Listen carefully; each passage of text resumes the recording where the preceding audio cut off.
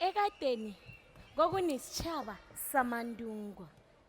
Amandungwa la kwakusitshaba samaNdebele.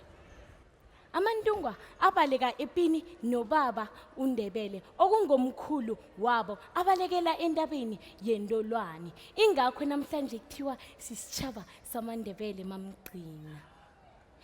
Kwafika entabeni eNdolwane ubaba uNdebele waba yinkosi yokuthoma yekhethu. Kwathi ngemva kwakhe kwabusa uMabhoko, kwabusa uMkhefuli, kwafika la kubusa khona ubaba uNyabela. Kwathi nakusabusa ubaba uNyabela kwathoma ipi yakhe nabantu abamhlophe. uNyabela lo wayengugija mphezeni kaMabhoko, ikhozana lekhethu elahlutha labaleka longena eholweni, ngelahlutha uMampuru nabantwana longena naye ngeholweni.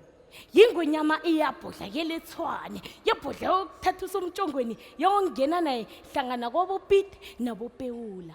Lacima ilanga lekhethu. Umkhosi wasokala egegeni kwaTlarina, umkhosi wasokala kwaMazimela, umkhosi wasokala kwaPondo bonyana seyishile ikutana yekhethu. Wathi ngemva kokubulawa wayokutshalwa endaweni yePitori. La kwathi phezu kwehloko kwakhe kwamila umuthi wemmanga, umuthi ongahlalwa inyoni, umuthi obizwa bonyana yivonorbom namhlanje.